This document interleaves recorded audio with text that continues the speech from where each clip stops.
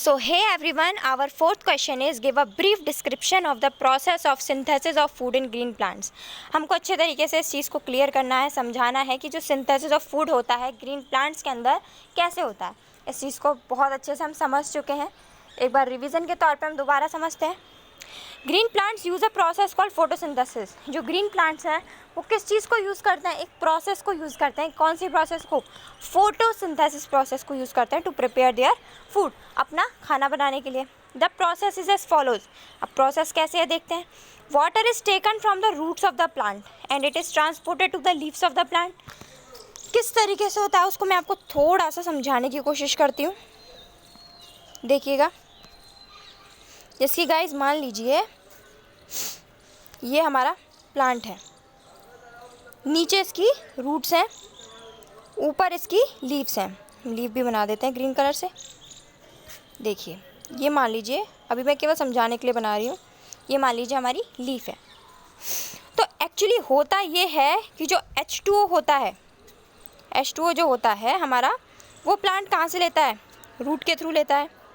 H2O हमारा root के through plant के अंदर जाता है, ठीक है। और दूसरी चीज़ जो प्लांट को बहुत ज़्यादा इम्पॉर्टेंट रखती है, प्लांट की फोटोसिंथेसिस में बहुत ज़्यादा इम्पॉर्टेंट होती है, that is CO2।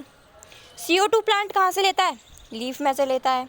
Other minerals हमारे वाटर के साथ मिलके आ जाते हैं। तो इस तरीके से जो प्लांट होता है वो अपने ऑर्गन्स के ज़रिए क्या, और ये जो लीव्स होती हैं हमारी, ये मैंने ग्रीन बनाई है किस वजह से? क्योंकि जो लीव्स होती हैं उनमें एक पिगमेंट भी पाया जाता है जिसको कि हम क्लोरोफिल बोलते हैं। वो भी हेल्प करता है हमारा किस चीज़ में? फोटोसिंथेसिस की प्रक्रिया में। जो सनलाइट होती है जो लीव्स लेती हैं उसको एब्जॉर्ब करने में मेनली कौन हेल्प करवाता है? क्लोरोफिल हेल्प करवाता है। So this is the whole process of photosynthesis. अब हम इसको डिस्क्रिप्शन में एक बार अच्छे तरीके से इसकी थ्योरी पढ़ लेते हैं। चलिए guys, so let's start. Water is taken from the roots of the plant. जो वाटर है वो कहाँ से लिया जाएगा? प्लांट की रूट्स में से लिया जाता है वाटर। मैंने आपको ये चीज़ अभी समझाई थी डायग्राम के जरिए। And it is transported to the leaves of the plant. और इसको ट्रांसपोर्ट किया जाएगा कहाँ तक? प्लांट की लीव्स तक ट्रांसपोर्ट करवाया जाएगा। Carbon dioxide from the air. Carbon dioxide जो होती है वो एयर से कहाँ जाती है? लीव्स के अंदर जाती है थ्रू पोर्स, जिसको कि हम क्या बोलते हैं? स्टोमेटा बोलते हैं। किसके जरिए? पोर्स के जरिए, जिनको कि पोर्स मतलब कि हमारी जो लीफ होती है उसमें छोटे छोटे पोर्स पाए जाते हैं जिनको कि हम स्टोमेटा बोलते हैं। उनके थ्रू गैस का एक्सचेंज होता है प्लांट के अंदर। तो हमारा जो गैस एक्सचेंज हो रहा है वो किसकी वजह से हो रहा है? स्टोमेटा की वजह से हो रहा है। This diffuses a cell containing chlorophyll. उसके बाद ये डिफ्यूज़ होकर कहाँ पर चली जाती है? क्लोरोफिल के अंदर। जो लाइट है हमारी वो किसके अंदर चली गई? क्लोरोफिल के अंदर चली गई, पिगमेंट के अंदर। Water molecule is broken down into hydrogen and oxygen with the help of sunlight. Sunlight के जरिए जो नीचे से पानी आ रहा है वो किस में तोड़ दिया जाएगा? हाइड्रोजन और ऑक्सीजन में तोड़ दिया जाएगा। H2O जो होता है हमारा वो किस में तोड़ दिया जाता है? H2 में और OH नेगेटिव में। हम इसको ऑक्सीजन ही बोलते हैं एक तरीके से। अभी आपके सिलेबस में नहीं दे रखा OH नेगेटिव, तो हम यही जान के पढ़ेंगे कि जो हाइड्रोजन होता है वो सनलाइट की प्रेजेंस में किस में टूट जाता है? H2 में और O2 में। ओके, नेक्स्ट क्या दे रखा है? Hydrogen combines with oxygen and hydrogen to form carbohydrates. अब जो हाइड्रोजन है वो ऑक्सीजन के साथ कंबाइन होता जाएगा, क्या चीज़ बनाने के लिए? मेनली कार्बोहाइड्रेट्स बनाने के लिए, ठीक है।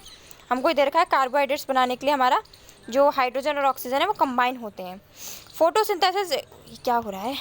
एक wait a second. Photosynthesis is represented by the following equation.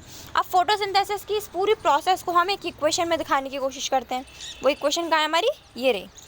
अब इसमें हमारा क्या दे रखा है कि जो कार्बोहाइड्रेट है वो किसके साथ कंबाइन हुआ है? वाटर के साथ कंबाइन हुआ है।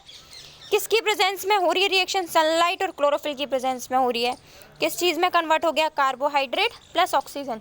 और जो हमारी ऑक्सीजन निकलती है, अगर वो प्लांट के रेस्पिरेशन में यूज़ होनी होती है तो वो यूज़ हो जाती है। अदरवाइज जो प्लांट होता है वो रिमेनिंग ऑक्सीजन को एनवायरनमेंट पे छोड़ देता है, जिसको कि एनिमल्स ले लेते हैं, ठीक है।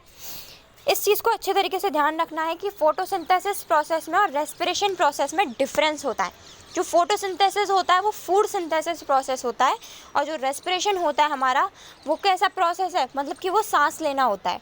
तो फोटोसिंथेसिस और रेस्पिरेशन में ये जो डिफरेंस है हम इसको क्लियर कर सकते हैं किसके थ्रू? ऑक्सीजन और CO2 के ट्रांसपोर्ट के थ्रू।